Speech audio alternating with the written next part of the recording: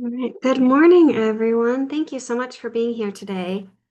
We're really excited to listen to you all to get to hear from each of the K-State Extension recipients of Hunger-Free Kansas mini grants. So I do have that it's 10:01, so I'm going to go ahead and get started. I'm going to share my screen. All right. So, for those of you who I don't know, my name's Clara Meisenhalter. I'm a program manager for the Rural Grocery Initiative, which is housed within K-State Extension, and I had the honor of getting to support these mini grant recipients across the state of Kansas. Other members of the implementation support team included Rural Grocery Initiative Program Director Ryle Carver, and then our local food systems program administrator Rebecca McMahon, who is also on the call today.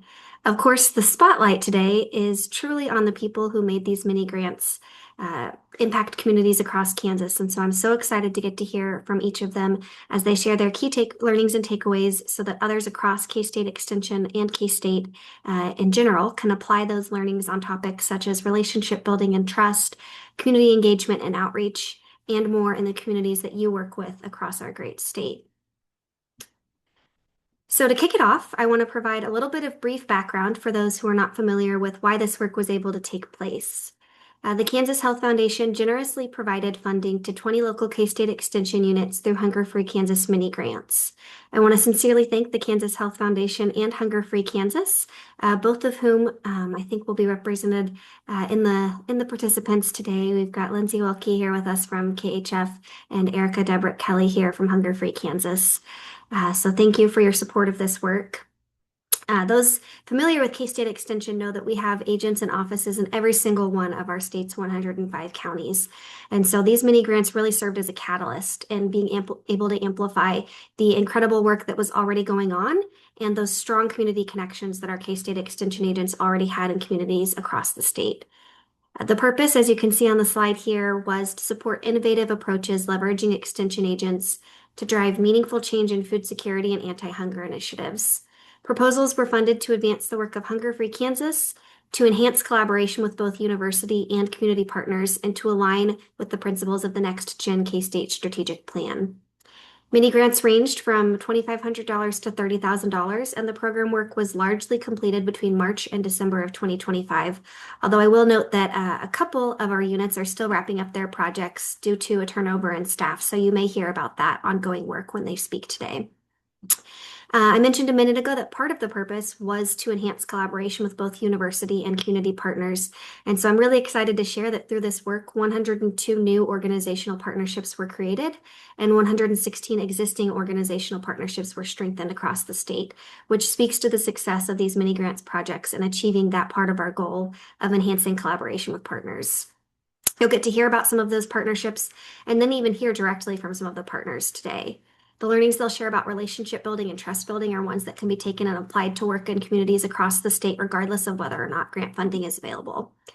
I will note that 13 of the projects were also able to combine or leverage new or existing funding as part of their work as well.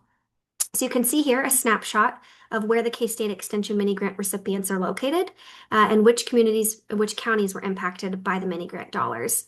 So we're going to hear from each mini grant recipient today about how they utilized the mini grant dollars to have an impact in their community.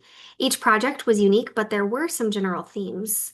Those themes included things like using a community health worker at a food pantry, training volunteers to assist residents enrolling in SNAP, supporting food pantry infrastructure upgrades, leveraging existing programs like community and school gardens and kitchen restore projects in new ways, and partnerships with K-12 schools. So we've organized the project presentation order today so that similar projects with similar themes will present next to each other to help emphasize these themes. We're going to start with some of the projects that placed a community health worker at a food pantry, starting with our friends in Sedgwick County and followed by Marshall County. We'll aim to keep each presentation around 3 minutes, but also want to allow time for questions. So if you have a question at any time, please feel free to drop it in the chat and we'll work to either get it answered right away or at the end of all of the presentations today. So with that, I'm going to turn it over to Sedgwick County Expanded Food and Nutrition Program Agent Lori Carr, and Jay Hawes, Executive Director of Living Waters Ministries and Community Pastor at Wichita First Church of the Nazarene to talk about their project in Sedgwick County. Okay. Thank you, Clara, and thank you to Hunger Free Kansas. We really appreciate you guys.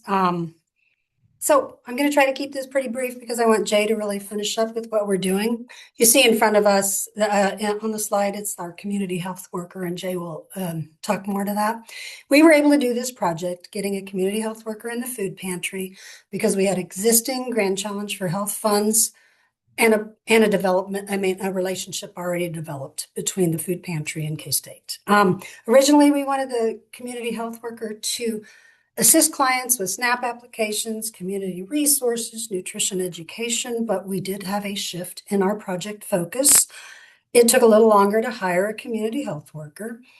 And there was an increase in pantry clients during this time frame for a lot of different reasons. And then we also were experiencing the SNAP delay during the project. So that affected things. But we were really able to keep moving forward, very fortunate.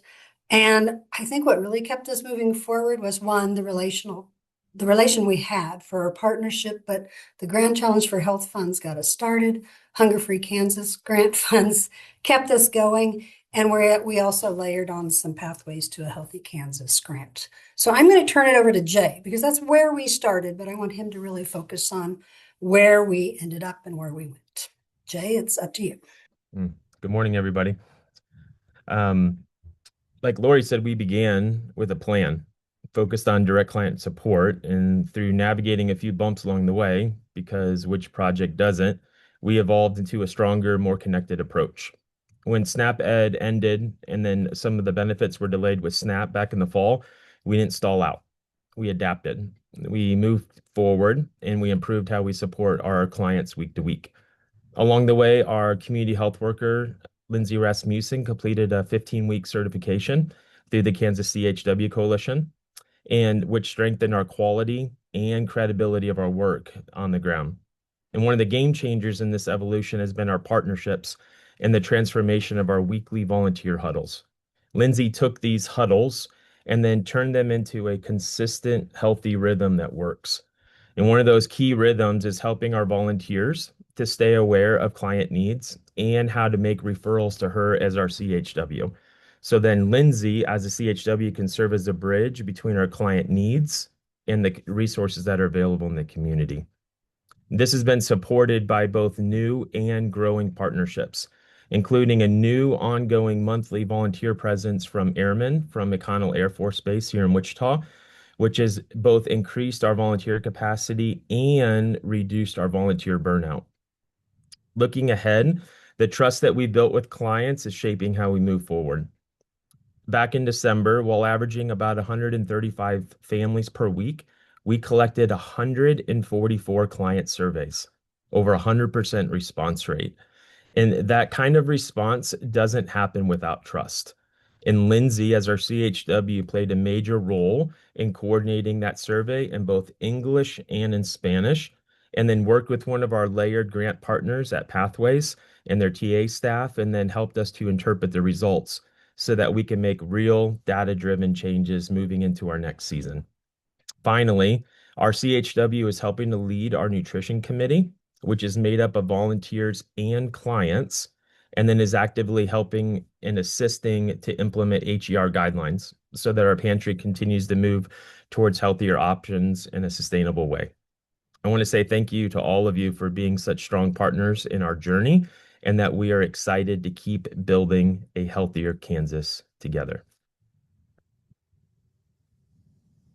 Thank you so much, Lori and Jay, and thanks for being here with us today. Really exciting to hear about your project. With that, I'm going to turn it over to our next mini grant recipient. I'm going to turn it over to Marshall County Family and Consumer Sciences agent Susie Latta, and it looks like the Marshall County Community Health Worker Arlene Wessel is also on the call today as well. So I'll turn it over to them. Great. Thanks, Clara. I'm just going to apologize in advance. I'm having Zoom problems this morning, so I don't intentionally want you to see me. I just can't get you to see me. So anyway, just want to thank the Kansas Health Foundation We appreciate their support of these mini grants on behalf of residents of Marshall County as well as our partners. They were very appreciative and thankful for the commitment to Hunger-Free Kansas. Our grant was a little bit twofold in that we had a restore here in Marshall County. We did have a SNAP educator, and she was the real force originally behind this proposal. So unfortunately, when she lost her position due to the cut of the SNAP educators, we really had to pivot. But before she left, we were able to give more resources to the restore and try to strengthen those because sometimes things that these families really need are not the things that are donated. So sometimes the small equipment or reusable stuff like, saran wrap and just different stuff like that we were able to put into our restore. We were able to service 12 families throughout the year, but not as many as we anticipated just due to not having the constant reminders that the restore was there and available and get people access to it and to help them connect them to the equipment and things we needed. So since we had to pivot, I went and made contact. We have 3 food pantries here in Marshall County, and so I was able to connect with them, let them know about the restore and about the different things that we had available because we sometimes take for granted things like can openers or hot plates or whatever. Not everybody has a stove and an oven. So, just a reminder, and even sometimes volunteers kind of forget about those things because they assume everybody lives in a house like we do. And so, just a great opportunity to educate volunteers that not everybody have those, don't even have a plate or a fork or a spoon or a measuring cup or those kind of things. So we were able to visit with them, find out what their needs are, and help them address some of those. One of the challenges is that now they have to do all their ordering online and their intakes online. And so we were able to purchase one of the food pantries with a computer to help facilitate that. Others had needs for refrigerator freezer combinations. And so we were able to help them with that as well as just simple carts to help them cart things around and make it easier for their volunteers to do their job. The other part of our grant was to work with a community health worker, and so we were thankful for this additional money that gave her more time in our office.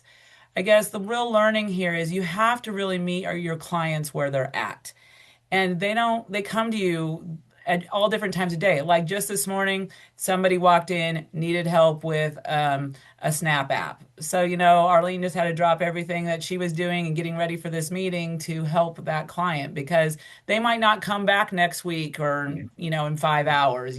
This is when they need to do it. And so that's the nice thing about having this money because it helped allow Arlene to come in more days per week than what we originally had funding for with her other money that funds her positions. So during that time, she was able to reach 28 people and apply for SNAP benefits with them.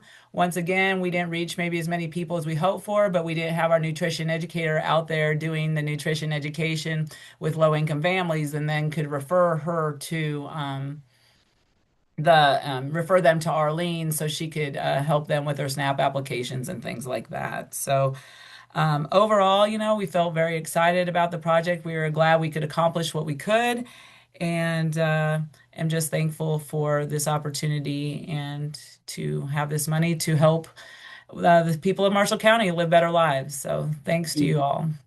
Mhm. Yeah, thank you, Susie and Arlene, and uh, very timely to hear about, like you said, with just having someone come in even today. Yeah. For your work. With that, up next we have Constance Gehring, who's going to talk to us about the work in Harvey County. She's the Peace Connections Food Security Coordinator. So I'm going to turn it over to you, Constance. Oh, and I think you're on mute.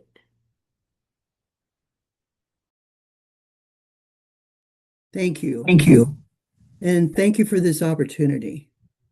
Our Hunger Free grant had 2 parts. One of it was signing people up for SNAP, and the other was holding a pantry tour, which happened on October 16th. Our group consisted of 3 entities and 5 people. The grant was written by the Extension Office and executed by Harvey County Food and Farm Council and Peace Connections. We had a community health worker who starting in starting in March and into December, she was mostly the one that signed up the people for SNAP. We had appointments over Harvey County with pantries, commodity deliveries, libraries, farmers market, and senior events. Our goal was to successfully sign up 36 individuals for SNAP. We are aware that 51 were approved, 27 were denied, and 16 is unknown. And it was a challenge because of confidentiality with DCF that we relied on the participants letting us know what happened. It was poignant for me to see when we were signing people up at the senior voucher program where they got vouchers to use for the farmers market, how many women in their 80s were their widows who had not worked. They were housewives, were living on their husband's Social Security, and what they're eligible from SNAP is $28 a month. Now, there were groups of them, they were friends, so it was glad to see that they had support, but that just seems like a rough way to go. The other part of our grant was having a pantry tour for all the pantries in the county. We have 10 pantries and they're all very different. We invited 84 people. We had an attendance of 36. Our focus was on getting people together first so they could meet each other and start to develop relationships. And second, so they could visit a pantry and get familiar with the red, green, yellow program. And then the third reason was education. We had a presentation from Kansas Learning Center on nutrition for fifth graders and a presentation from Health Ministries on food is medicine. We also served a box lunch and had an activity in the beginning which asked the participants what topics they would like to have more information about. So that list is now a basis for our going forward with the Pantry Collaborative Project. Thanks for this opportunity. Thanks so much, Constance. Really speaks a lot to hear some of those specific stories of people you were able to serve, and kudos to you for being able to reach even more than your goal of successful SNAP applications, even with that barrier of not necessarily knowing exactly how many people were successful. So thanks so much for sharing, and thanks for being here today. Thank you. Yeah. All right. So now that we've heard about some of the projects that utilized a community health worker, we're going to move to a different project. We're going to hear from Meridazine District Family and Consumer Sciences agent Franny Eastwood about how their program used the Kitchen Restore project in a new way. So I'm going to turn it over to you, Franny. Good morning. So our main partner on this project was a transitional shelter in Paola. And our goal was to meet their basic kitchen and nutrition needs for individuals that we knew would be moving out of the shelter and into permanent housing. And a lot of them are starting from scratch. So the first thing we wanted to do was offer a series of classes, and we utilized our SNAP Ed program to do that. Our SNAP Ed educator did the Create Better Health series of classes, and if participants attended the classes, they could earn incentives. If they we had 4 classes. If they attended 3, they could earn a kitchen appliance. They could choose between a crock pot or an air fryer. And then if they attended all 4 classes and filled out the pre and post surveys, they could earn both. And so we had 8 women attend the class series, and I think 7 of them earned both incentives. They really were excited about that, and they wanted, to work towards earning those items. So we really saw an improvement in attendance and getting our surveys back. Could you go to the next slide, please, Clara? Then the second part was we wanted to give folks moving out of the transitional shelter a basic kitchen kit because they knew that they would be starting from scratch, and we had talked so much about cooking at home in the SNAP Ed classes that we provided them with a kitchen kit. And you can see in the picture, these are those moving bags that you can buy. I set up a tax-free Amazon account through our office that I could purchase the moving bags and the kitchen items so that anyone moving out, regardless of whether or not they went to the classes that we held, could receive a kitchen kit for their new wherever they were moving into, apartment or whatever their situation was. So the kitchen kit contained things like cutting boards, a cutting board or two, depending on the size. You know, I was ordering different items off of Amazon, so I was kind of taking the best prices that I could get. Colander, spatula, um, uh, some washcloths. Trying to remember all the things we had, peelers, whisks, you know, just basic kitchen items, some baking pans, and baking sheets and a small stock pot, things like that. So what we found was we wanted to put together more kits for other partners in the community. So we worked with the health departments in both Lynn and Miami County, which is the two counties in our district. And we ended up putting together 36 kits. 16 went to the transitional shelter, my father's house, and then 10 went to each health department to families they identified as higher risk WIC families. So we were really excited about that. And I actually just received a Frontier Farm Credit Grant to continue that project this year. Next slide, please. I'll finish up. I hope I'm not going over my time. Okay. And then just a little bit of data. We did pre and post surveys from the SNAP Ed cooking classes, and 57% of participants had a basic understanding of how to cook, but they admitted that they don't do it regularly. And after the classes, the post survey showed that 80% had an understanding and they planned on doing it regularly.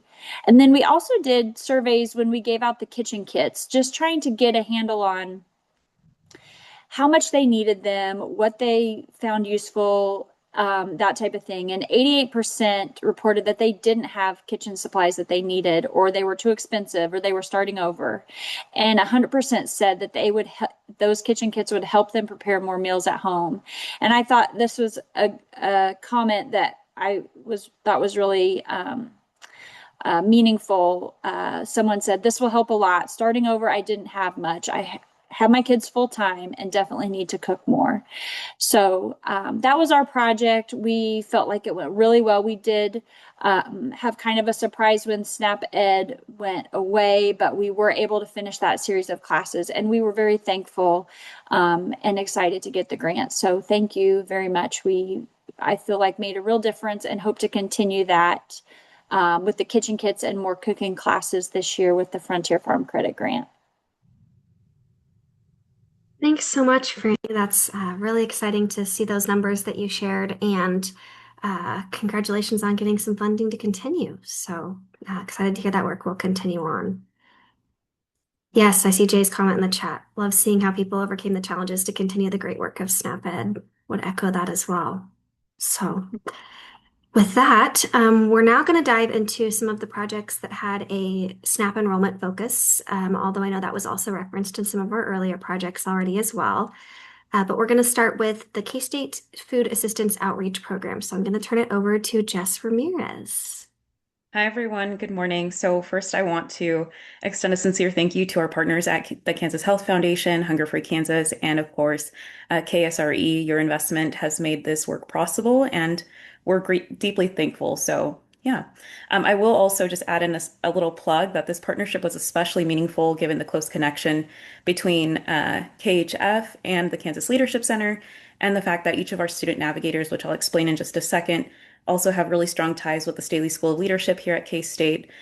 So there was really a shared language around civic responsibility, adaptive leadership, and systems change that deeply shaped how this project unfolded. So I'll start by briefly explaining what the project was. So, this collaboration was designed to empower student leaders, our student navigators, as we call them, to address college student hunger through three interconnected branches. So, we had SNAP and policy, nutrition education, and community resources. And through peer-led workshops, tabling events, trainings, and resource mapping, our student navigators expanded access to food assistance, nutrition knowledge, and local resources. The goal really was simple but incredibly powerful. So, our student led action was really focused around reducing hunger on campus and at the end of the year to document the impact through photos, data, reflections, and stories, and hopefully a soon to be publication as well. So, I want to share what we learned in three main pieces. So, relationships, capacity, and sustainability. So, first, relationships. We collaborated with four new organizational partners: the Food and Farm Council of Riley County, the City of Manhattan, K-State Housing and Dining Services. I guess this is five, maybe Kansas Appleseed, and the Kansas Department of Children and Family Services. We also strengthened our partnerships with Cat's Cupboard, which is our on campus food pantry, which was really laying the groundwork for shared space, volunteer engagement, and long term planning. This work was incredibly interdisciplinary. Students from dietetics, agricultural education, agronomy, animal science, public health, among many others, came together around a shared mission, which was super awesome. Off campus, we built connections across the county's food assistance network. And as you well know, hunger is incredibly complex. And this project really reflected that complexity by bringing together people across different systems. So the second is capacity building. At the heart of this grant work was our student-led SNAP outreach program. So five trained peer navigators provided stigma-reducing guidance on SNAP eligibility, applications, and community resources. And through the required by us training with Kansas Appleseed and hands-on outreach events like our All About SNAP tabling events, nutrition education workshops, grocery budgeting sessions, and resource mapping in Riley County, students were really able to normalize conversations around food assistance. And here's a key piece: students that were seeking support were not seeking it from administrators, they were seeking it from their peers. And that relational shift is incredibly important. And the growth was mutual. So our navigators developed leadership, communication, policy literacy skills.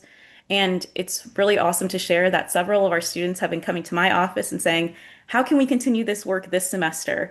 No funding, nothing. I have nothing to offer them outside of motivation and an excitement around this work. So super exciting. Finally, sustainability. So we approached this really intentionally. We actually developed a survey to continue this work into this semester and into the fall. We've already secured IRB approval and are preparing a manuscript, as I mentioned, to submit to the Journal of Extension so that other campuses can also follow this model. Even more meaningful, I think, is that our students, as I mentioned, are incredibly eager to continue this work regardless of funding. And I think that intrinsic motivation is incredibly important. And just a fun fact, it actually has become one of the focal pieces of my own dissertation work of how do we continue to have these students with this incredible drive, especially amid such social and political kind of tension, continue to do this work around hunger. So this mini grant allowed us to strengthen partnerships, build student leadership capacity, and create momentum that extends beyond just a single funding cycle. So yeah, thank you all so much. It's been an awesome ride. Thank you so much for sharing, Jess. That's incredible work, and I will look forward to seeing the publication of the Journal of Extension and then down the road hearing more about your dissertation work. So thank you for all of your great work on this project. All right, so I'm going to share my screen again and turn it over to Hamilton County Family and Consumer Sciences agent Laura Horton.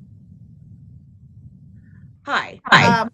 In 2023, we conducted a community needs assessment, and it confirmed what many families in Hamilton County were already feeling, that food insecurity was becoming a real and growing challenge. In a rural county of just 2,500 people with one town, one school, one grocery store, and one food pantry, the margin for hardship is incredibly thin.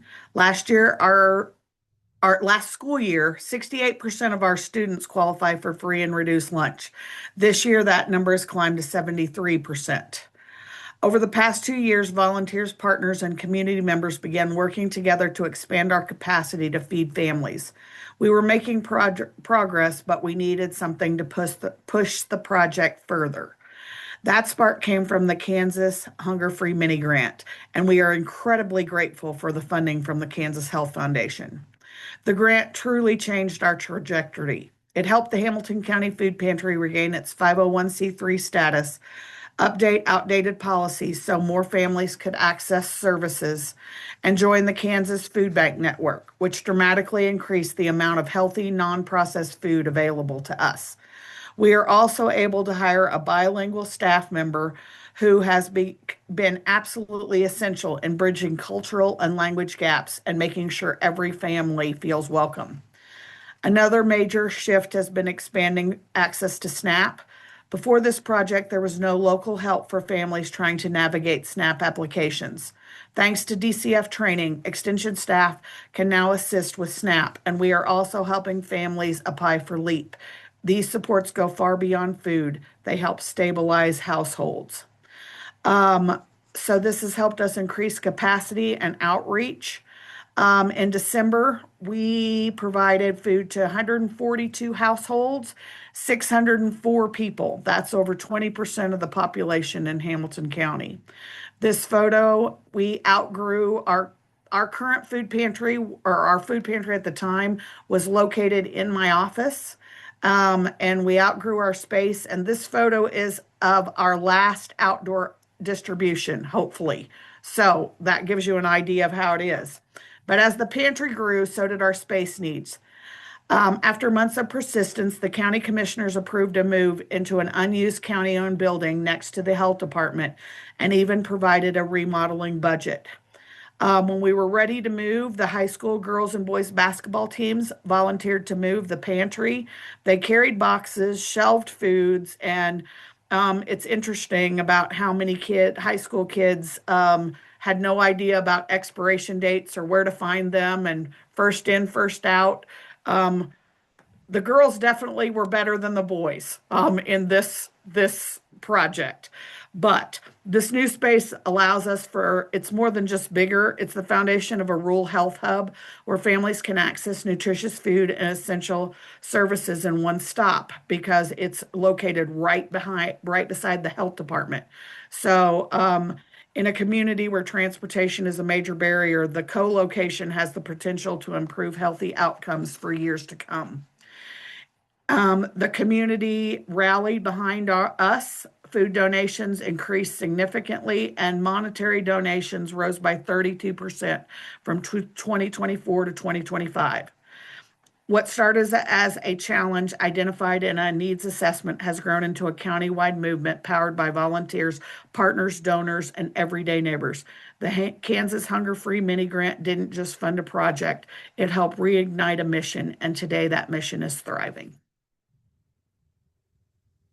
Thank you so much for sharing, Laura. That's amazing work. I'm always so impressed when I hear about the work that you were able to do in this and bridging cultural gaps. And so thank you so much for the work and for being here to share about it today. With that, I'm going to turn it over to our next presenter, Lyon County Family and Community Wellness Agent Melody Garcia.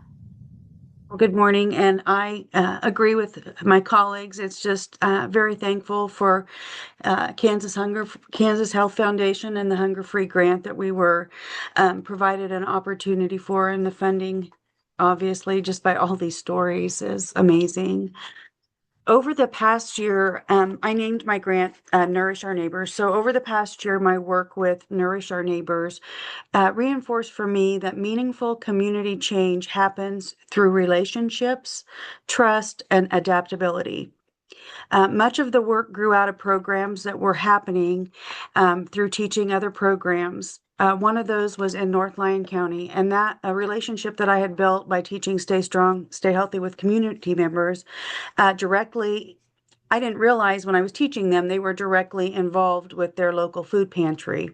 So when this opportunity arose, those connections allowed me to move quickly. I had leaders, people that I knew, and there were real needs and collaboration that we were able to help. This same pattern helped in Hartford. Both North Lyon County and Hartford are in food deserts, so their food pantries for them are critical. They're both 30 minutes, one north, one south, outside of Emporia. But by going in and teaching programs to these communities, they knew who I was, and that helped build that trust to be a part of this. The relationships were already established, and the collaboration felt natural, and it really helped to serve the small rural communities. And there were a lot of households that were helped. Another key learning for me was how important partner-led solutions are. I supported the development of what was known as Nourish and Navigate. It was another mini grant offered through Hunger Free Kansas. So it was written with extension but awarded directly to Salvation Army with the intent to hire a community health worker. And that was to help transition their pantry toward a healthier model. The Salvation Army assumed full ownership of the implementation and reinforced for me that sometimes our role in extension is to help find the resources, get them in the right place, and step back for someone to continue to sustain them. Partnership with the Newman Regional Health Care Connect team ended up being very important. Their involvement strengthened language access and helped connect community members to needed resources, reinforcing the value of cross-sector collaboration. The Newman Health team has Spanish individuals working for them, so that resource became valuable when we were working on helping people apply for their SNAP benefits. Our volunteers at many of our food pantries do not have dual language, but once they knew that they could send them somewhere for help, they got the business cards, they helped schedule meetings, and off they went. When the year wrapped up, we had a Nourish Our Neighbors celebration, and this provided an opportunity to reflect with the partners on what had been accomplished, and we shared successes, lessons learned, and maybe looked forward or how we're going to progress next time. And when organizations come together with a shared purpose, big things happen. We're one of our local places that has served hot meals, I don't know for how long, has had some difficulty. And so we are working together it's already been moved to a new location, and we're figuring out how to continue those hot meals. But because we've kind of collaborated together, I feel like a lot of partnerships were made that have helped transition. Overall, this work strengthened my understanding that Extension's impact comes from long-term presence, listening, and trust building. Programs and grants may change, but relationships create the foundation that allows communities to adapt, respond, and continue moving forward together. Thank you so much for sharing, Melody. I wrote down what you said when organizations come together with a shared purpose, big things happen. I think that you shared a great story of collaboration and partnership building. So thank you so much for sharing that story today. All right, so we're now going to move from talking about projects that helped train volunteers to enroll people in SNAP to some projects that took a different approach, starting with the Stock the Box Challenge. And so excited to turn it over to Riley County Nutrition, Health, and Food Safety Agent Megan Doherty to talk about this one. Once again, just wanted to start off by thanking all of our partners for the funding opportunities to allow these projects to happen. So here in Riley County, we did a Stock the Box challenge focused around building awareness for our blessing boxes. When we started this challenge, we had 27 total boxes, and by the end of it, we did have an increase to 30 total. So adding some more resources in our community. So with this, we ran a social media educational campaign to help spread awareness and recruit participants for our challenge. What would happen would be a group would stock a box, and then they would document that and submit it to our social media account so that we could grow our awareness and gain more participants. And once they did that, they would receive a gift card to go and stock another box in the community. And with this challenge, we had 30 total groups that stocked the boxes for the challenge, which was our goal. So we did meet that. And there's just a few pictured on the screen that you can see. So it really encouraged people to stock those boxes and just create the awareness that they are out there and that they do need to be filled by other people than the sponsors of the boxes themselves. Um, After this happened, we did send out a post to all the groups that completed the challenge to kind of get some feedback from them. And out of all the participants, 75% indicated that they plan to continue stocking the boxes in the future. So, whether that be on a yearly basis, monthly basis, it was just a very high percentage. So, therefore, we did complete our goal of bringing awareness of stocking the boxes. Um, One of the greatest things that we realized from this, or one of our most meaningful outcomes, was the amount of youth engagement that we had. So, whether it was 4-H groups or families and their children, scout clubs did it, and other like faith-based youth groups participated. And we really enjoyed having the youth participate because we really feel like this turned into, and what we heard was it turned into a great way for a hands-on learning experience rooted in community service. So, family and group leaders shared with us that the challenge provided an accessible way to talk with youth about helping others while working together towards a common goal. So this strong youth involvement helped build awareness, compassion, and sharing among the next generation, strengthening the long-term sustainability of the program through early engagement and service learning. So it was kind of neat to hear back from those individuals that it was a great way to educate the youth on what was going on in our community. And when we were in kind of that weird time where people weren't sure if they were going to get their SNAP benefits or not, um, or if they would be delayed. We really saw the community step up during that time and really come through. More than 30 people complete the challenge. They just didn't all get gift cards, but it was really neat to see that domino effect in our community step up. So much for sharing, Megan. I know I personally really enjoyed throughout the year watching the social media posts come in as groups were participating in this challenge. So definitely a unique project. And I echo Deb's comment in the chat. Excellent concept of the positive domino effect. So with that, I'm going to turn it over to our next presenter, Reno County Extension Local Food Advocate Kelly Short. Well, good morning, everyone. I'm really excited to report back about our project. So we used our funding to create a position for a local food advocate with the thought that this would be a single point of contact to support the entire food, all the different layers of the food system in Reno County. So some of the things that we did were coordinating with local community gardens within the county. I was pleasantly surprised to find that there were quite a few. And so I worked to put the different community garden members in touch with one another so that they could trade things like tools and seeds and just basically get their needs met.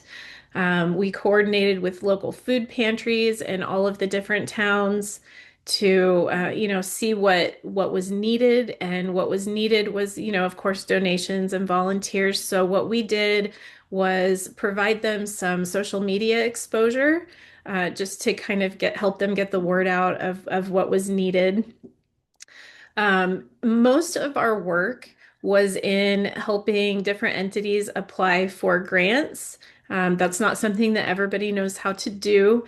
And it was really wonderful letting all the different members of the people that run the food system in Reno County, including local producers, food pantries, soup kitchens, etc., a single point of contact so they know who to reach out to when they want to apply for those grants and they need that assistance.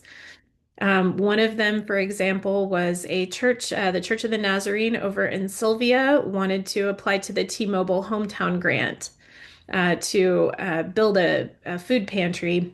They had outgrown their current food pantry and they were wanting to provide more hot meals to their residents. So I was able to help them apply for that. The first round was not funded, and then I went back and helped them revise their application and reapply back in December. And the thing that I am most excited about was the collaboration between USD 308, the Hutchinson School System, Wisdom in Motion, which is a local nonprofit mentoring organization, um, Boys and Girls Club of Reno County, and the Extension Office, along with a local producer, Tech Farms, to apply for the Patrick Leahy Farm to School grant. And if that, we have not gotten word of that having been funded yet. But if that is to be funded, that's going to put an extra $350,000 into Hutchinson for the purpose of building a greenhouse that can be used year long by students. So there will be a collaboration between Wisdom in Motion and USD 308 to allow children to come in and learn how to grow food. They'll be able to provide some of the food that goes into their own cafeterias. And this greenhouse will be equipped with lighting and heat so that it can be used even in the wintertime.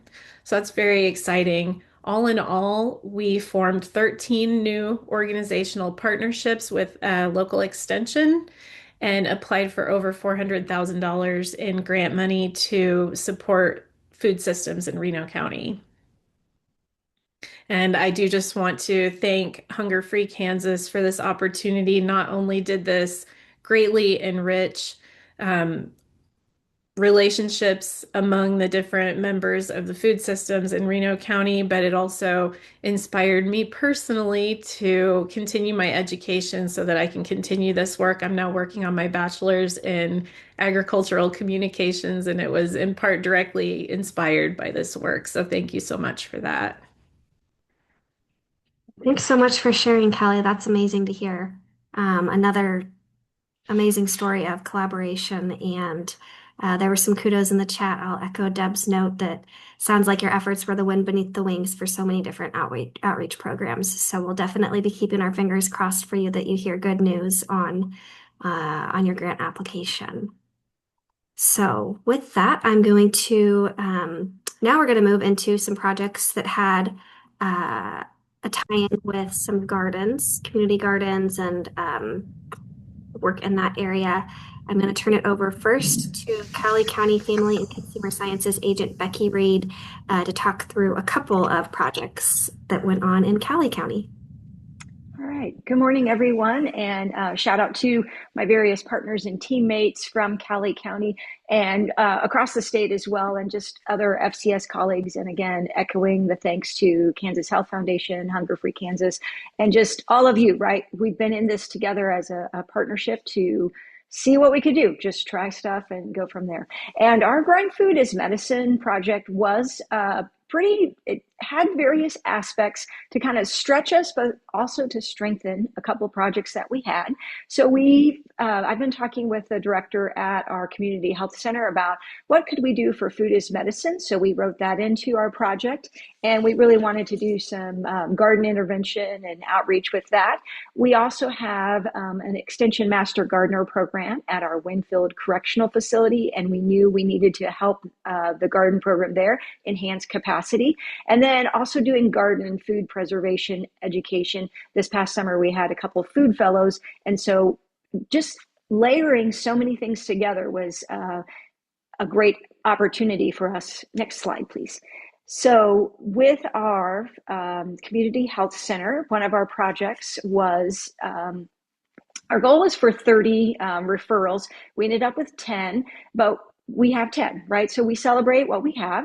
And the option through their community health worker, they were reaching out to the patients of would they want vouchers to be used at the farmers markets? We had 6 households receiving that. Did they want produce delivered? We had 2 households, and that was produce grown at the Winfield Correctional Facility.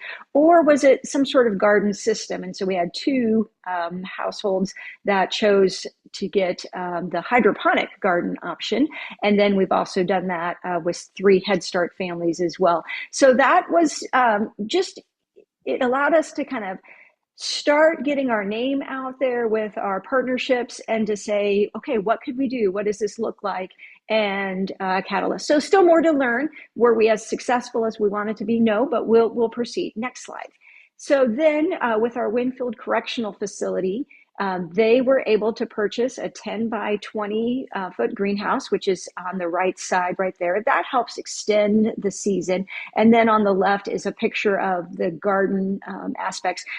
This would take longer than the time I have to explain, but just great policy system environment efforts that are continuing to happen. Next slide.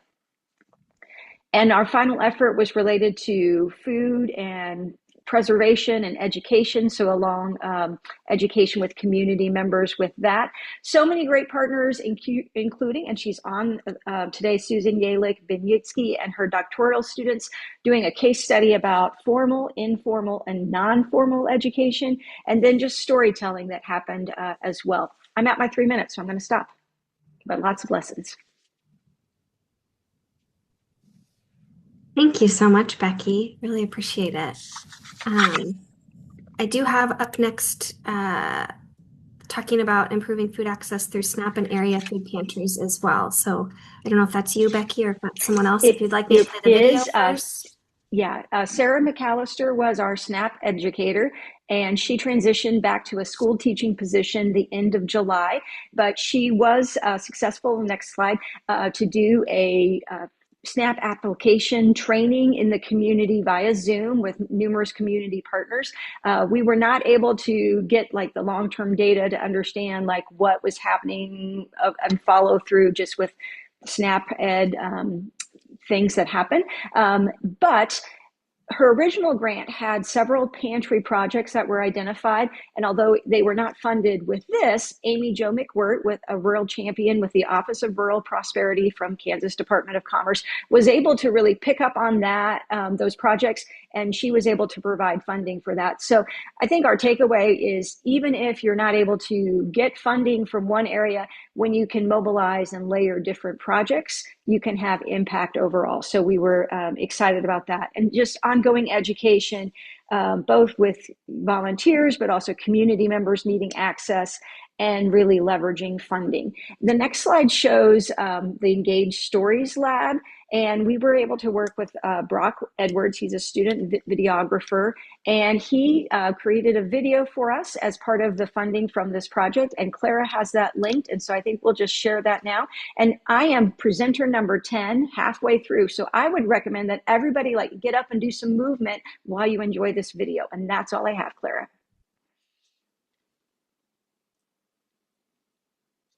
That is a great suggestion, Becky. So yes, feel free to get up and have some movement. While I get the video sharing, Becky, there's a question in the chat about wanting to know more about the hydroponics equipment. I wonder if you can answer that while I get the video pulled up. Sure. So we did just countertop hydroponics, but one of our extension master gardeners has a self-wicking gardening like raised bed option. And we are really talking about that of like, because it helps like reduce how do you have to get water and things like that. And it just collects. Anyway, it's a very efficient way for gardening, obviously not appropriate for everything, but just also appropriate in the big scale. So would be happy to follow up as needed. So. Okay, apologize. I thought I had the video up and ready and I did not. Oh, here we go. Okay. I'm going to try to share again.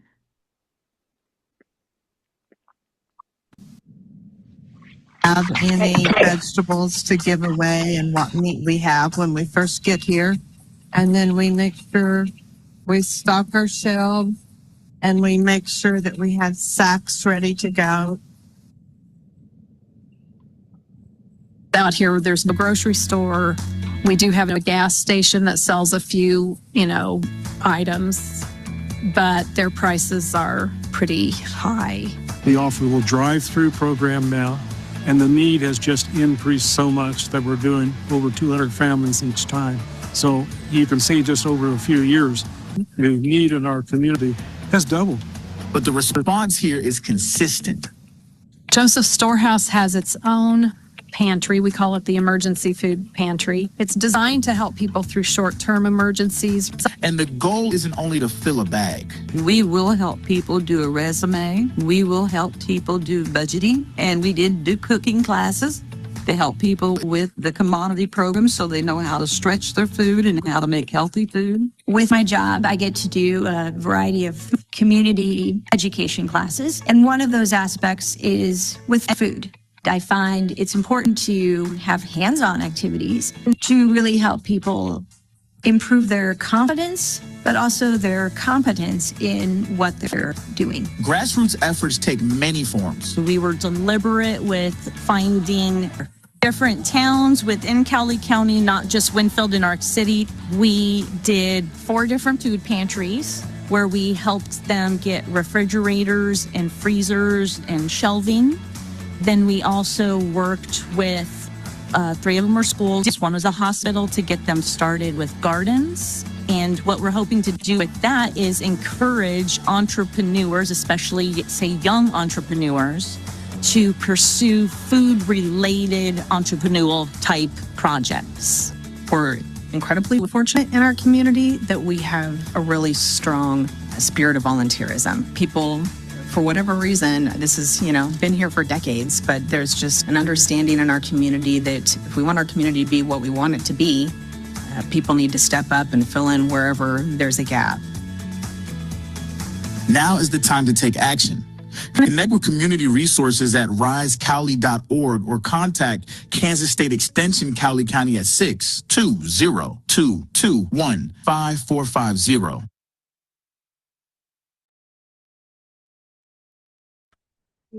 Thank you so much for sharing that, Becky. I see in the chat she mentioned this is the world premiere of the video. So I'll echo Lisa's comment. Feels so special. The video turned out wonderful and inspiring. So excited to be able to share that here today. Okay. I'm going to turn it over now to our next presenter.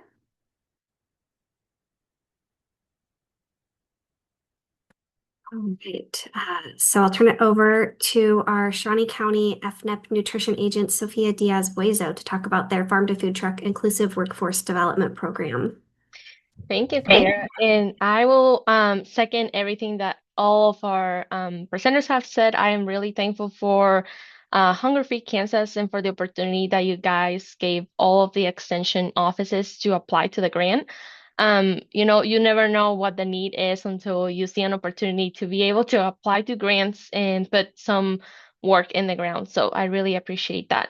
I have several slides, but I'll try to go as quickly as I can. But yeah, we can go to the next one.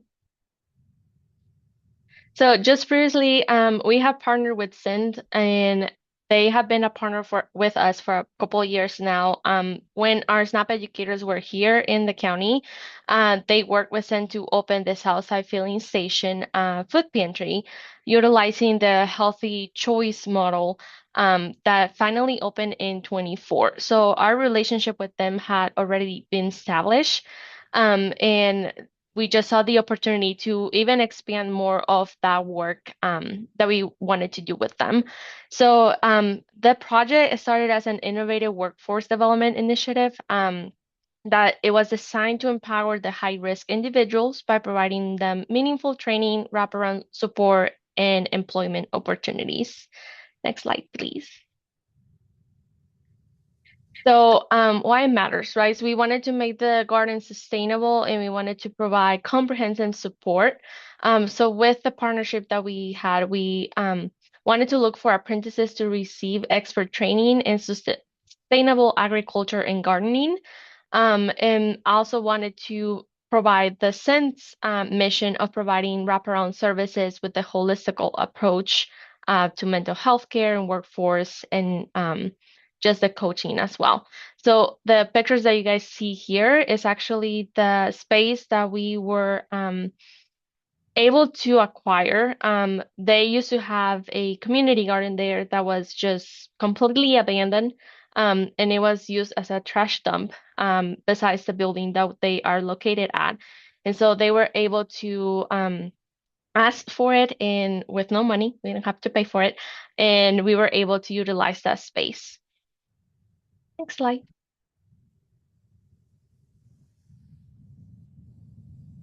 Okay, so we obviously partner with, we apply for the grants, we partner with them, and while we were able to fund for all of the materials like the raised beds, the soil, the gardening tools, Sen was also working on the backside to how will this workforce look like.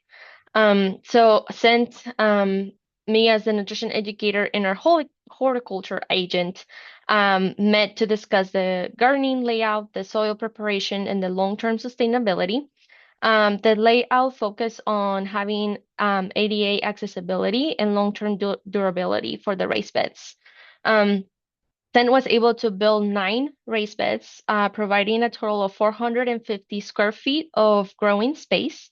Each raised bed measures about 10 feet by 5 feet, with the intention designed to have areas of growing surface that are accessible for all ages, because we want the people that also attend the pantry to be able to work in the garden. Next slide.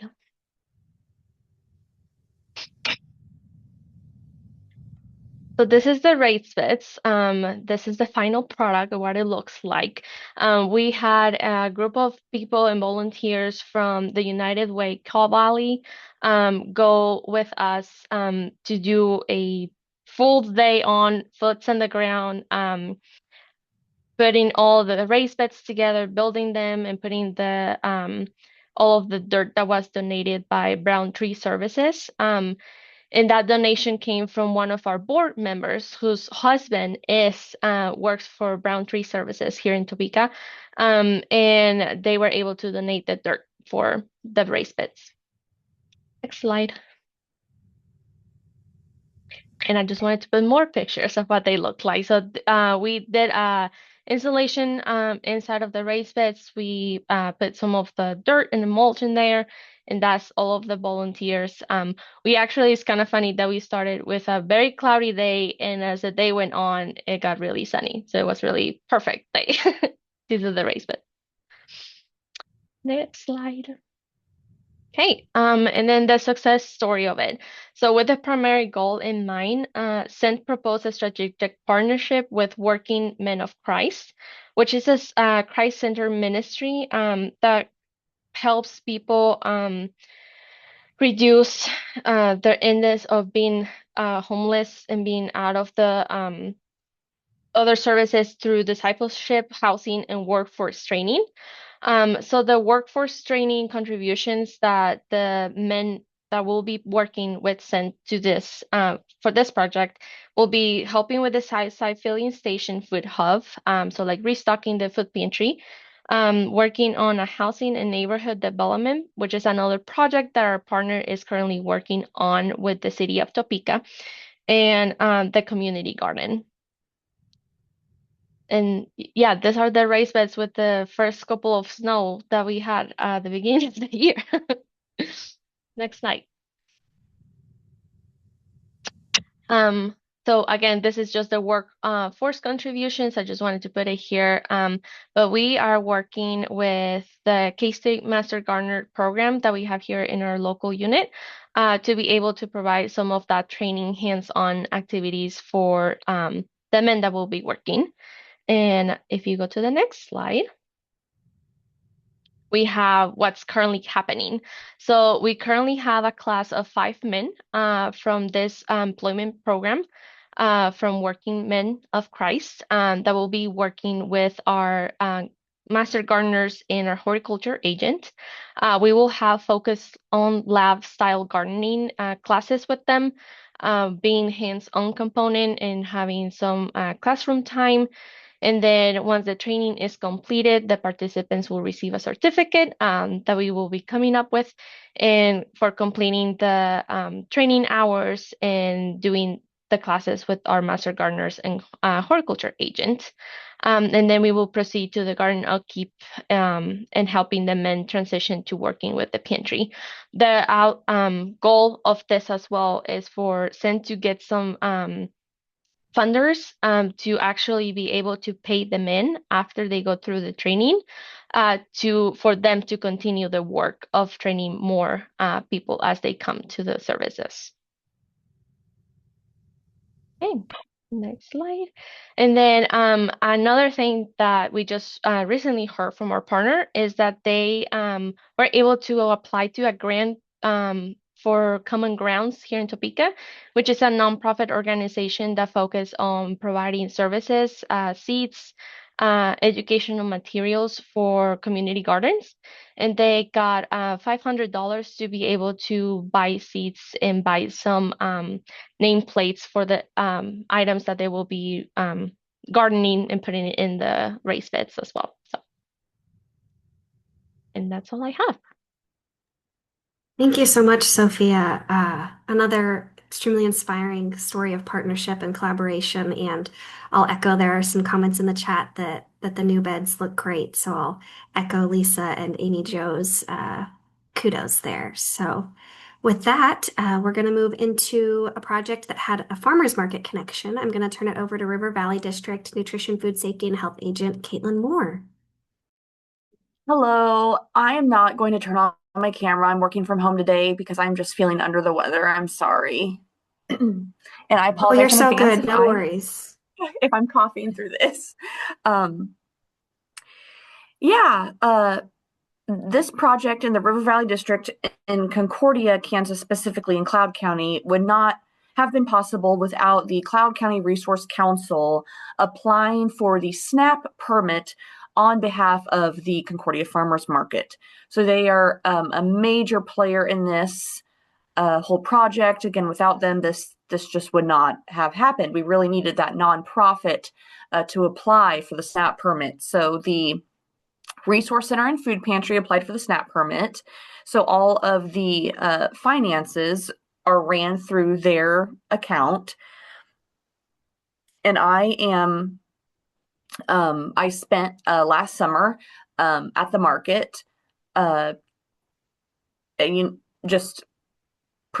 educating vendors how it works, how accepting SNAP will work, and how accepting debit and credit card transactions will work. Making sure that they understood the difference between the two tokens, for example. And I processed the actual card transaction. So we set up a K-State extension booth, and that is where the public would come to process their card transactions, whether they wanted to use a debit or credit card or a SNAP card. So I would process those transactions for them, give them their tokens. They would then spend them with the vendors. And then at the end of each market night, I would go around and collect all of the tokens from the various vendors and keep a log of who made what. And then I would report that to the Resource Center and Food Pantry so they could then cut checks to all of the vendors. So again, all the financial pieces being ran through their account, the permit holder's account. The permit holder in this case is the Resource Center and Food Pantry. I think it went way better than anyone could have possibly imagined. We had over $500 of SNAP sales our first year, which was last year, and over $2,000 of credit and debit card transactions.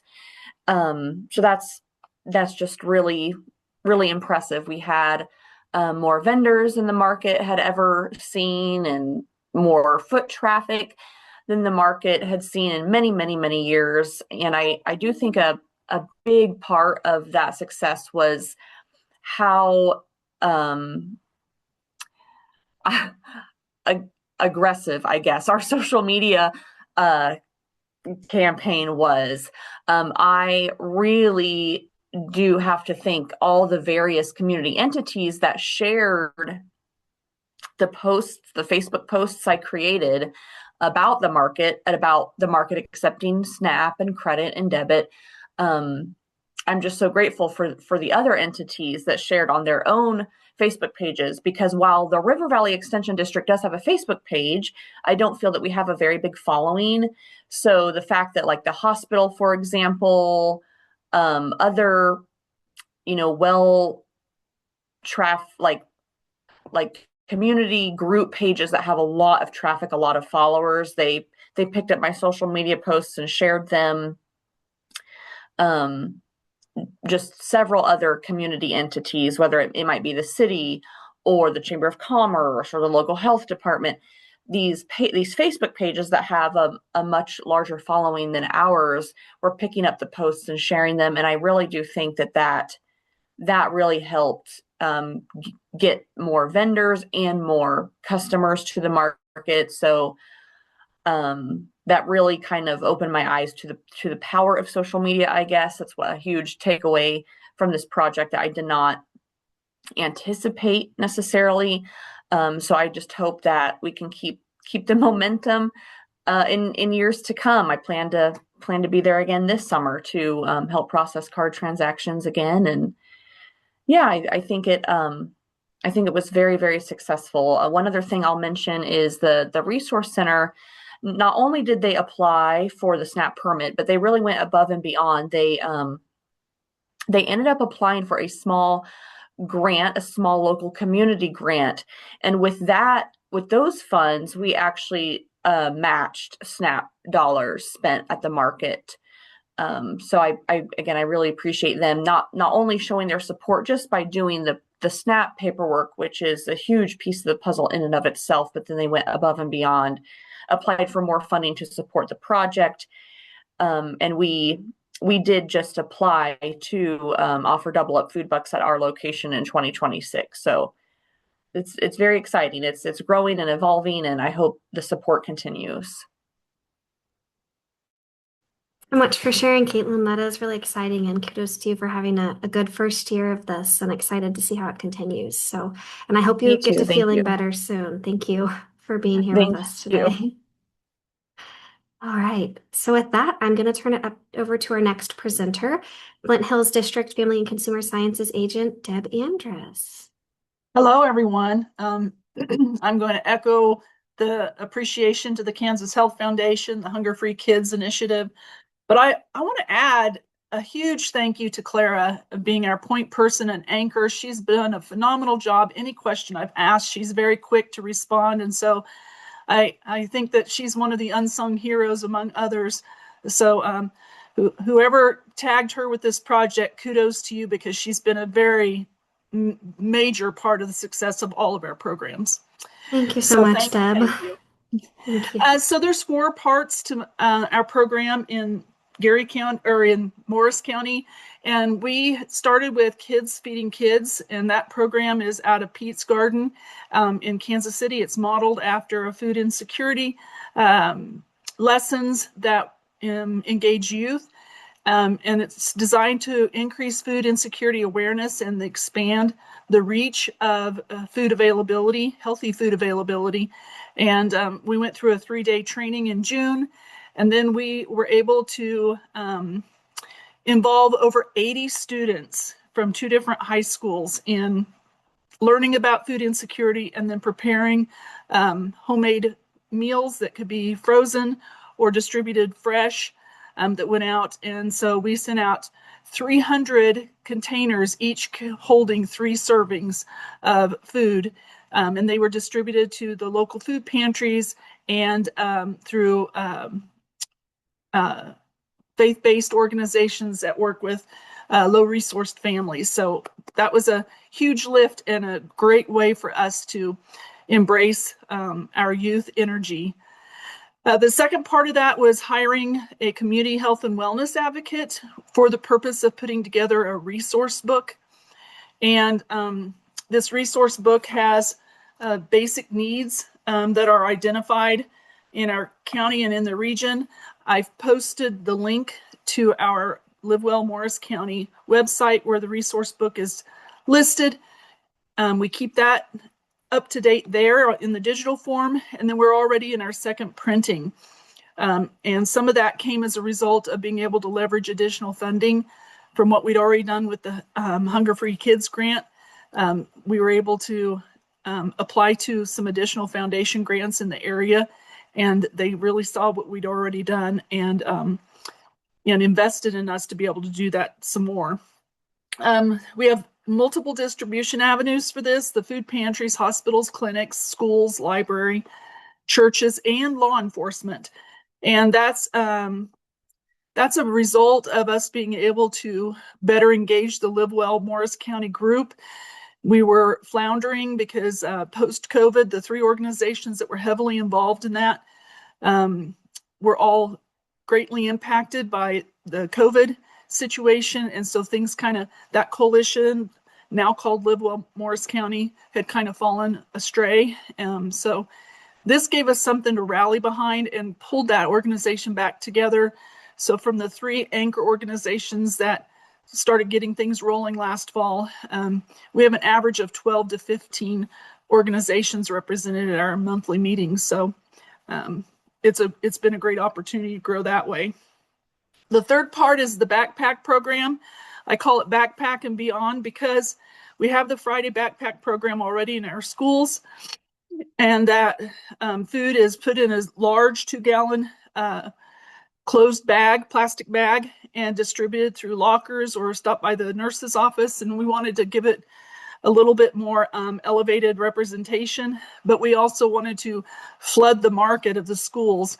So we purchased backpacks.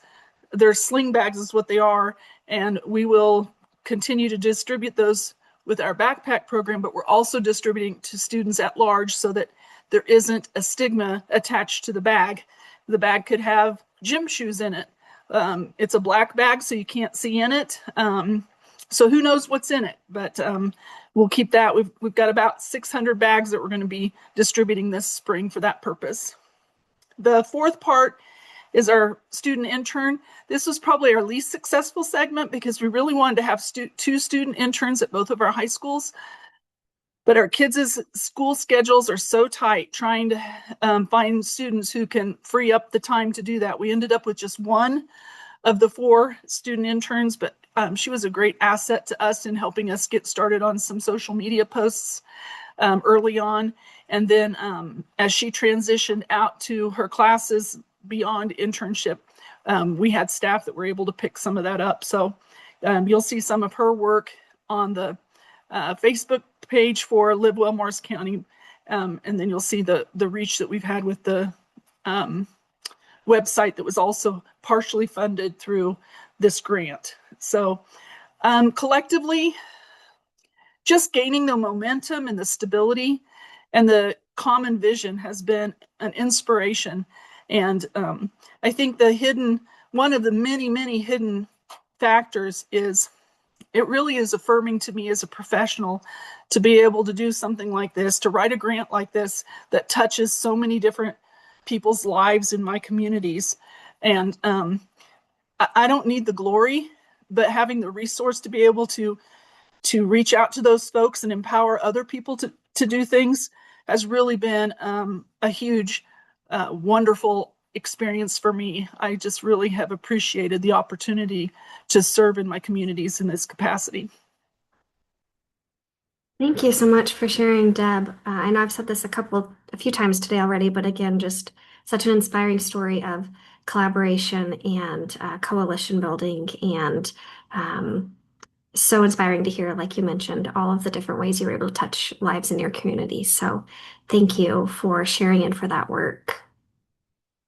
All right, so our next presenter was not able to be with us today due to having a Stay Strong, Stay Healthy class at the same time, which I know many of you on the call could appreciate as well.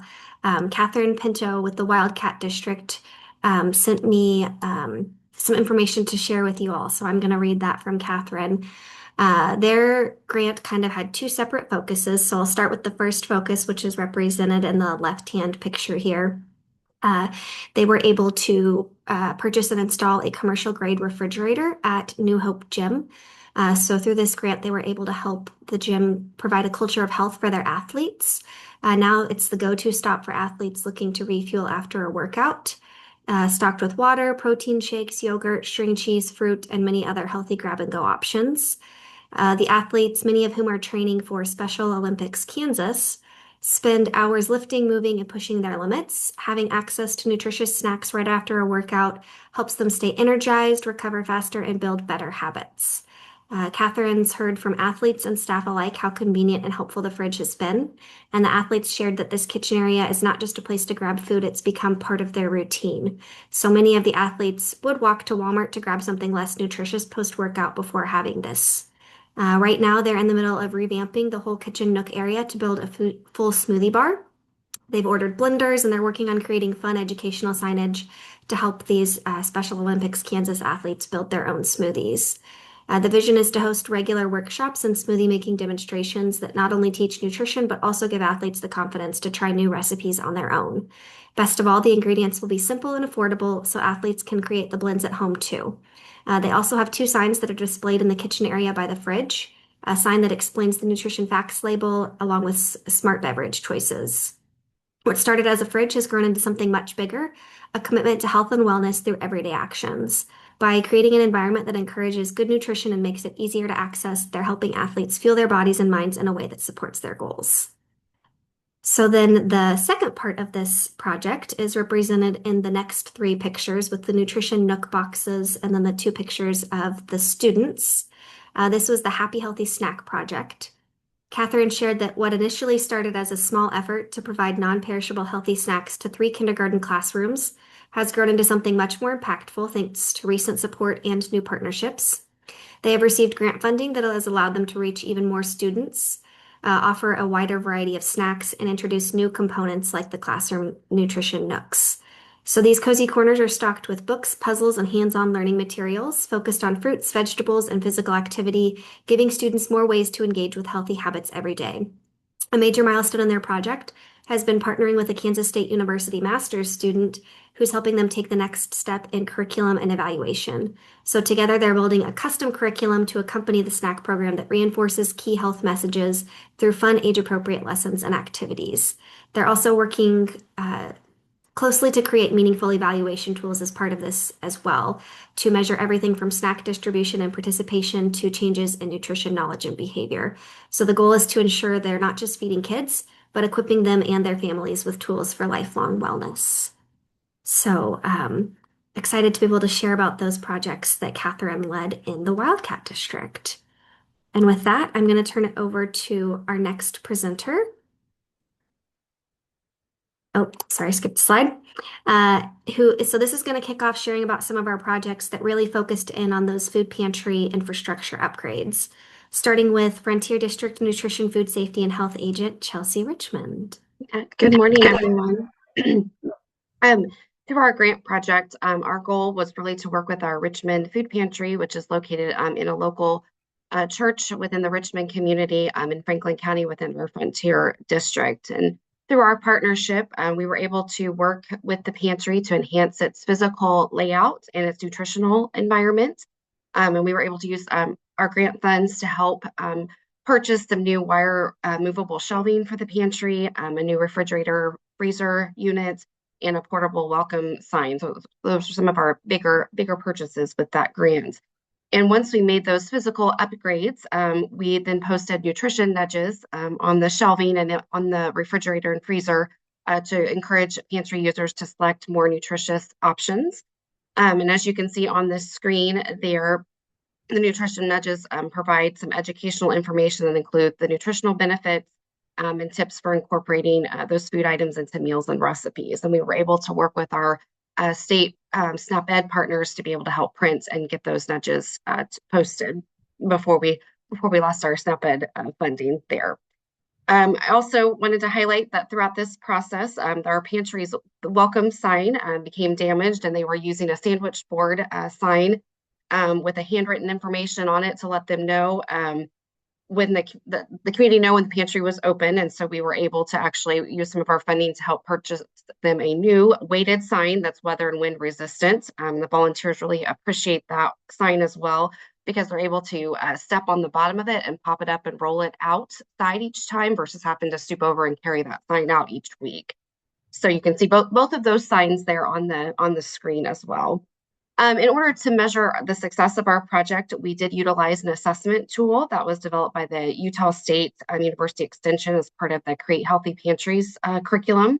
And so prior to making any changes to the pantry, we used that assessment tool to help us establish a baseline for understanding the pantry's nutritional environment. And that tool evaluated the pantry on 6 different objectives, and those yes responses on that tool contributed to a total score, overall total score that ranged from 0 to 47. So our initial assessment of the pantry, we had a score of 12. So it placed the pantry in the lowest or the bronze category. So then once we did the physical upgrades, posted the nutrition nudges, we then completed that assessment tool later in the summer.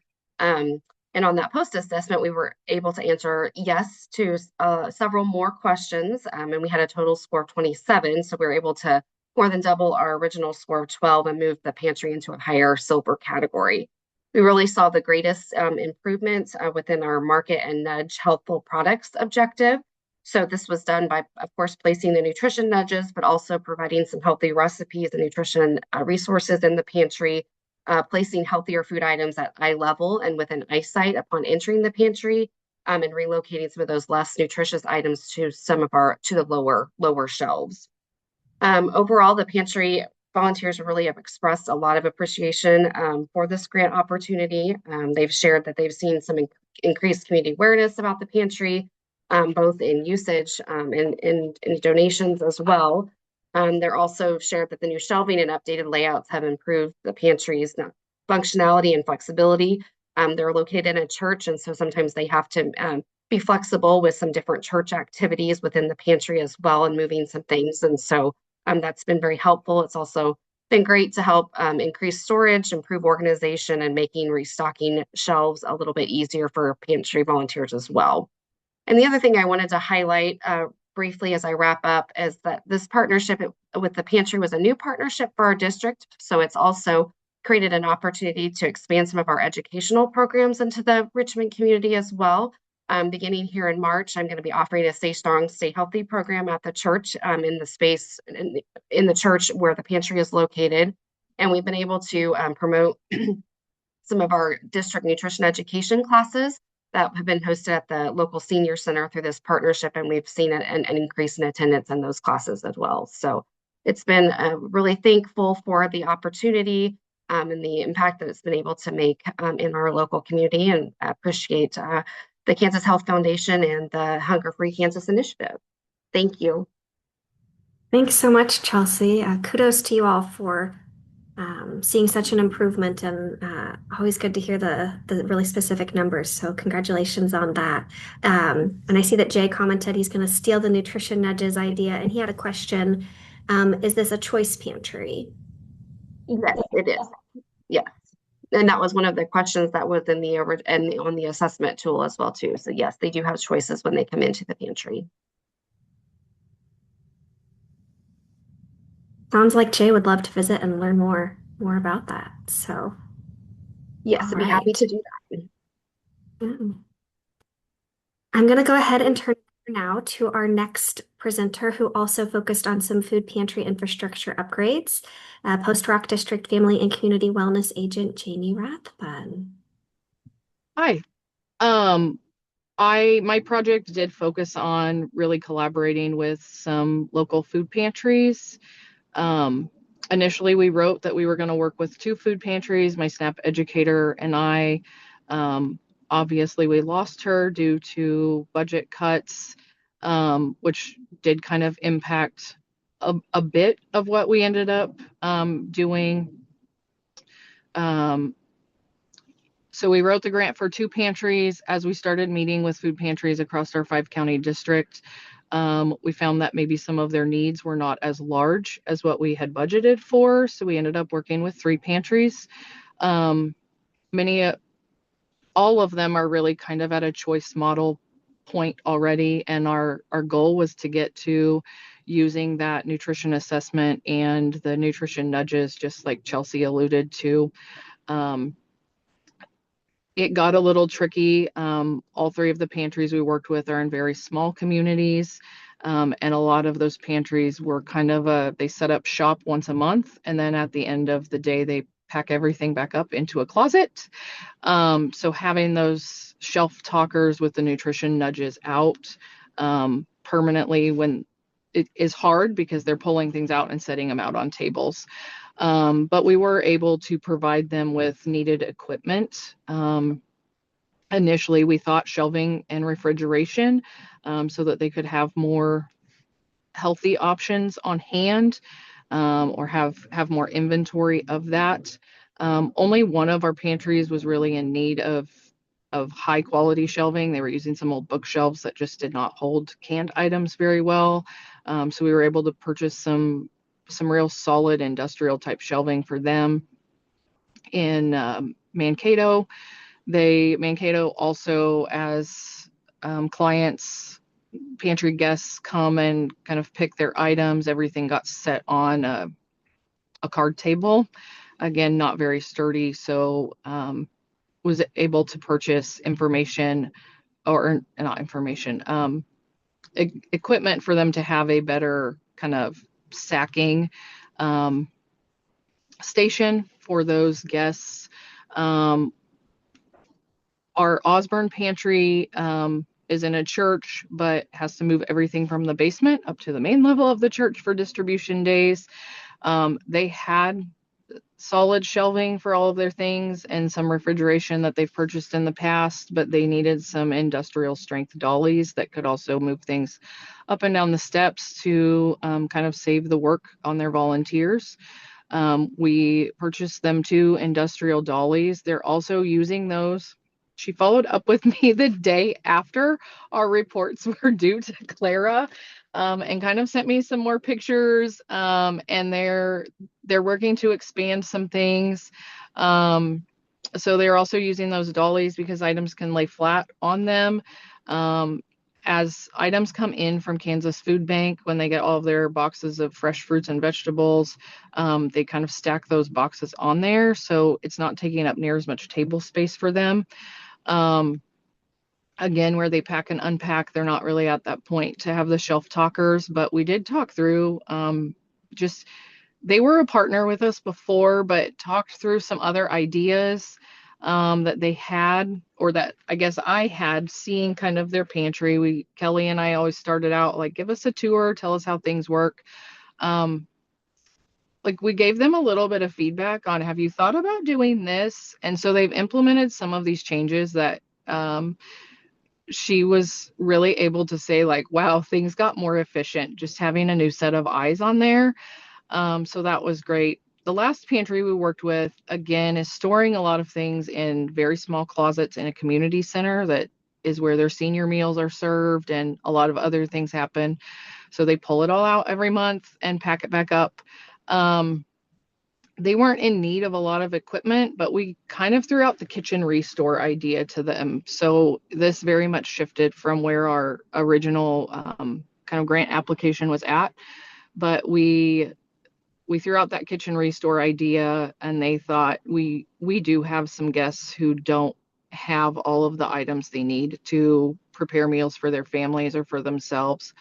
We took the kitchen restore list of items and basically made a survey and had people rank the 10 most needed items that they had, the needs for their kitchen, ranging from, microwaves and electric skillets down to measuring cups and plates and bowls. And we were able to gift 17 families just right before the holidays a box with, we ended up having enough money again to help the 3 pantries, but then give them all 10 items that were kind of on their wish list to be able to prepare those foods and things that they needed. I didn't interact with the guests, but dropping the items off the day before the distribution for those gifts, the pantry workers and volunteers were just very much overwhelmed at my van that was packed full of supplies. It's been a great opportunity again to reach out into different communities, develop some new partnerships with different pantries. So I ditto what everyone else has said. Very thankful for Kansas Health Foundation and the Hunger Free Kansas opportunity to make all of this happen and do good work in our communities. Thanks so much, Jamie. A lot of incredible work there, and sounds like very timely as well with the end of the year and being able to provide some additional support. So thank you for sharing. With that, I'm going to turn it over to our next speaker, Pratt County Family and Consumer Sciences Agent, Jody Denton. Hello. I was kind of worried about being at the end, but this has been kind of fun listening to everyone's reports. You all are doing some great work. So thanks for everyone's reports. I started out by meeting with our two basic food pantries in Pratt County. We have our Pratt Food Bank, and then we have what's called our Hope Center in Pratt. And it's kind of our one-stop shop for everything in Pratt County. So if someone's in need, they go to the Hope Center for medical services, Medicaid, Medicare counseling, SHIC type counseling. They also go here for food as well. So I met with the directors of both of those, and their basic need is they need more food, and specifically protein type food. And I was already working through another grant with two other counties in my area with a professional marketing firm. We had gotten grant money to hire a professional marketing firm to market extension, specifically our extension offices and our programming. So I decided to cabbage on to that professional marketing firm and use the grant money to help market our food bank and our Hope Center and put the word out that this was our need, this is what we needed.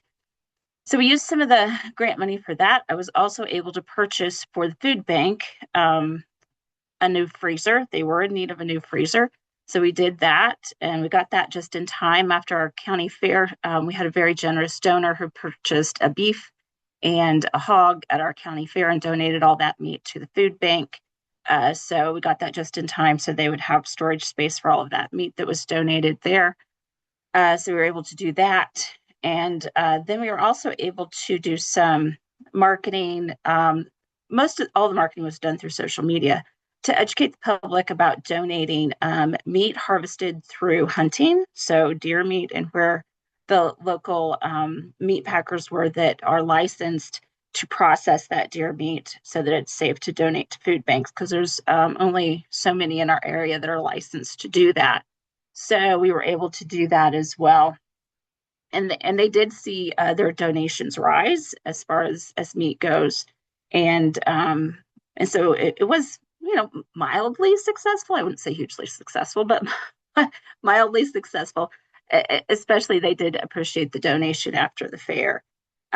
Since that time, and this happened after I had to turn in my grant application, but I was pleased to see since that time we've had a coalition form, and I don't know if this is probably not indirectly because of my work, but we've had a coalition form in my community to address the food insecurity issue in our community. Another group got a grant to do that study, and they are in fact, they just submitted another grant application through the Department of Commerce to get a rural health champion in our area. And I'm hoping if K-State comes through with this Kansas Rural Health Transformation Program, that we can get a community health worker also to work with that rural health champion, or maybe they can be one and the same person, to keep addressing our food insecurity issue here in Pratt County.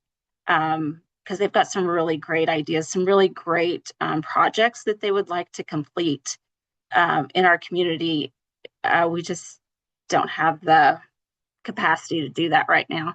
If they get that grant money, we could definitely have the capacity to do that. There's just a lot of issues we would like to address. So we hope the work can continue.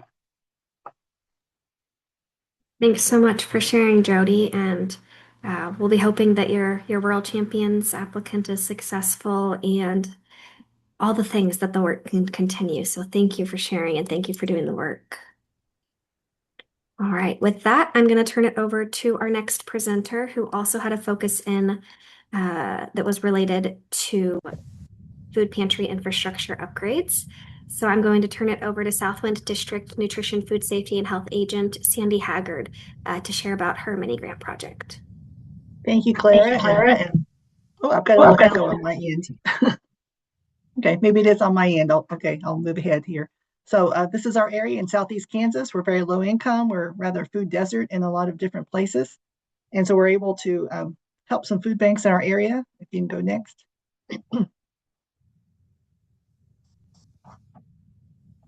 So I thought it might be interesting for you to see a couple of thank you notes because people were truly grateful to receive some appliances that help them expand their services quite a lot. I'm so sorry. And so the first one, maybe kind of small to see, but in Galesburg, which is a very small community, probably 200 or 300 people, they have a once a month food distribution and a free thrift store. People can go with the bag and get household items and clothes and just whatever they need for free. And they also have food distribution, but she was hoping to give out 30 gallons of milk each time. And in the past, she's had to freeze it. And we all know that like frozen milk thawed out would not be really good quality. So that's what she's saying there on the left side. She was just very grateful to have this is a full refrigerator. There's not a freezer section at all. And she said all 30 gallon fit in there. So I'm not quite sure how that happened, but she was really thrilled to have that. This is in Neosho County. And next, we were able to buy a freezer to expand the services in Erie. Erie lost its Erie Market grocery store during this season, and we were trying to find other ways that the community could receive perishable food. In the past, this food bank for years has only given a box of non-perishable, just cans or boxes or something that they could just leave up in their church office. And we were asking them what they could do with a freezer, and they said sometimes people will want to donate, like Jody was just saying, like a deer or a hamburger, and so it turned out that once they got this freezer in place, and this is a 7-foot tall one, it barely fit in their elevator to go in their basement. They were thrilled how big it was. Right after that, a local farmer donated a lot of frozen hamburger for them. So for the first time this summer, they were able to give out frozen hamburger as well as their box of non-perishable. That's in Erie. And next, I just wanted to show that before I took over the project from our SNAP educator, we had purchased some appliances for Woodson County, which is very low population, and also in 206 people. They did have a small food bank. At times they had a congregate meal, but these appliances hopefully will help in that community. And next. And so because I kind of took over late, I'm getting a little extra time for this. So I contacted food banks in other parts because we have 4 counties. We're trying to distribute this grant funds and this help to all the 4 counties that we can. So we've got some plans in place to get a freezer here in Iola for our food bank. And La Harpe just wants a sign, maybe kind of like similar what Chelsea had. And Fort Scott in Elsmore wants some things. So they're truly grateful. And we are also very grateful to have this service. Thank you so much. Thanks so much for sharing, Sandy. I think it was particularly meaningful for me to get to see some of those handwritten thank you notes that really speak to some of the specific gratitude for this project. So thank you for sharing. With that, I'm going to turn it over to our final speaker of the day, Central Kansas District Family and Community Wellness Agent Lisa Newman, who's going to speak about the 2 mini grant projects that were funded in her district. Yes, hello friends. I know I stand between you and lunch, so I will try to make this fun and as engaging as possible. The first one I wanted to share with you impacts Saline County. Is conducting a community food assessment. This project started with a really simple but important realization that Saline County really has strong food assistant program and efforts, but we'd never really taken a full look at our entire food system. So from where our food comes from, who can access it, how much waste there is.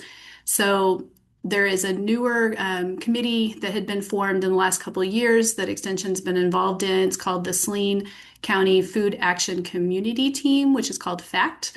And it is comprised of partners from public health, extension, of course, is at the table, other higher ed folks, faith communities, those food access organizations that I mentioned, and other local food systems. So the grant that we were able to receive helped us to add a new partnership and actually hire Wichita State University's Community Engagement Institute so that they could walk us and our group and really the community through the process of creating a food assessment. And some of the key findings that I wanted to share with you specifically, we were able to receive all just short of 500 surveys, which we were really pleased with. WSU said that that would was enough to make sure that the information would be valid. And some of the findings that I wanted to share that came back, 1 in 2 households struggle to make food last all month. Again, this is Saline County residents. Participants were asked to select their top 2 priorities when making food purchases from a list of 10. And the most frequently selected priority was cost of food. And I think all of us can probably echo and understand that. Other topics that fell way behind but were included were health benefits, product quality, convenience, and freshness. And then overwhelmingly, you see a QR code there and a site you can certainly go visit. And one of the things that we see was 53% of the survey takers voiced concern with access. That was like a major need, access to good quality food. Along those same lines, there were some top priorities that emerged in the assessment, as well as a couple of the listening sessions that we held within the community. And those top priorities are what we're going to kind of keep focusing on as we move forward. Some of those are affordable, healthy food in all neighborhoods. We do, even within Saline County and Salina specifically, have kind of food desert areas. So making sure that we can try to get affordable, healthy food in all neighborhoods, trying to chisel away and reduce child food insecurity, do our best efforts at keeping food local, and in doing so, supporting our local farmers and food businesses. And then we also really want to explore that food waste part of the system. So now that we have the final assessment results, because we really were working on the going through the process of the whole entire last year, we got the results kind of right before the holidays, and we're now just starting to get them out and sharing them.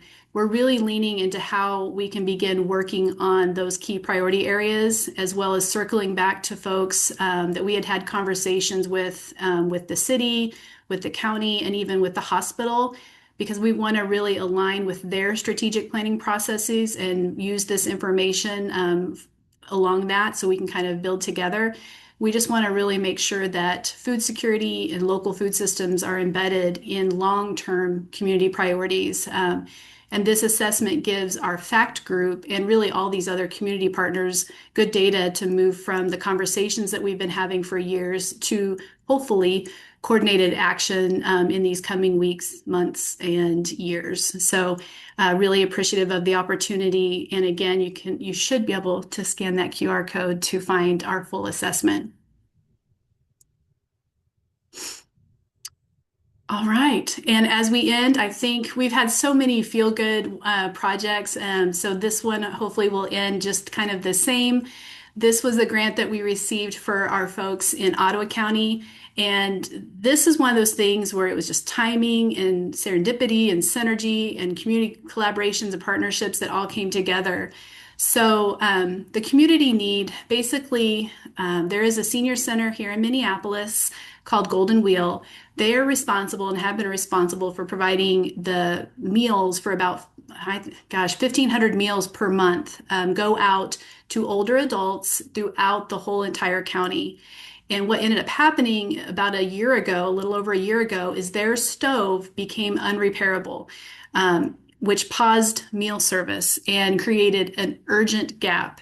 And the stove had been kind of on its last leg for probably many years. And so that issue of meals stopping, as you can imagine, especially during the holidays and during the winter, quickly became a topic of conversation throughout the county, and especially here in Minneapolis. Commissioners were involved. It was a really tense kind of situation, as you can imagine. So and the timing of this grant being announced, it just really spoke to my heart. So when I initially applied, I did apply with the thought of having a stove replaced.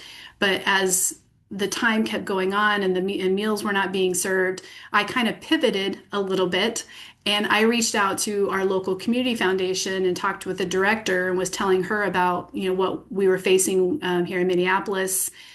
They do have an affiliate foundation that covers Ottawa County. And so she had some conversations. And long story short, there was a donor that lives here in Minneapolis that has a donor advised fund and has a passion and area for this subject matter. And so she used her donor advised fund to fund a new stove. And so that was able to happen a little bit more quickly.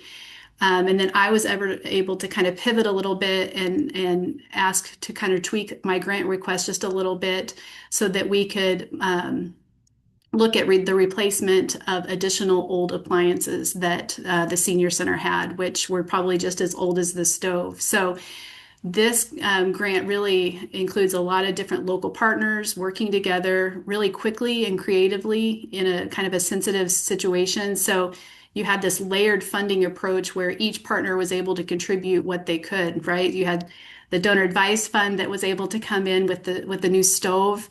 We have our mini grant that we were able to provide a new refrigerator and freezer, which is the picture that you see here. And then additional community foundation grants were awarded for other updates for their kitchen. And so they really were able to have a nice total redo of that area. Which ultimately the biggest outcome and the biggest impact was that meal service was restored and stabilized. So those 1,500 meals that go out through the month, we're back on track. And with those new appliances, you are looking at food safety, you're looking at better storage and efficiency. And the nice thing about that too is these newer appliances allow that senior center staff to budget future repairs and even replacement that may come down the line, because that's kind of what happened in this instance. They just weren't able to be prepared for that. And ultimately, seniors are able to resume receiving those consistent meals. And sometimes for folks, that's their primary daily source, as you know. So just really so grateful for the opportunity to have assisted in this. And I think my learning or my lessons learned or my takeaway is, always remember, that sometimes these small targeted grants that we get, they can have a huge impact when they're paired with other local partners and friends within your community. So I think the project really reinforced how we as Extension and community members and partners and funders can really work together to address this immediate need like we found ourselves in while building long-term stability for essential services that was needed in this case. So thank you again. I extend my gratitude for the opportunity and for the funds that were able to support both of my projects and all of these that we've learned about today. Really appreciate it. Thanks. Thank you so much, Lisa. What a powerful illustration of need. I'm excited to see how you move forward after receiving those final assessment results, and love that we could end on a feel-good story as well. So I do, before we end today, I want to thank everyone again, all of the mini grant project leaders in a hard year of unforeseen challenges, from the loss of SNAP Ed to new food security challenges and SNAP uncertainty. It's for me been so inspiring to see the incredible work that you all did and how you were able to build partnerships and trust as you truly served the specific needs of your community. So I want to thank you deeply for this work, and thank you for sharing about just a part of all of the incredible work that you do to serve Kansans today, as I know you wear many hats and do a lot of really incredible work. So I also want to thank Rebecca and Ryle again for helping behind the scenes as we worked through some of the logistics and questions related to the implementation and setup of the program.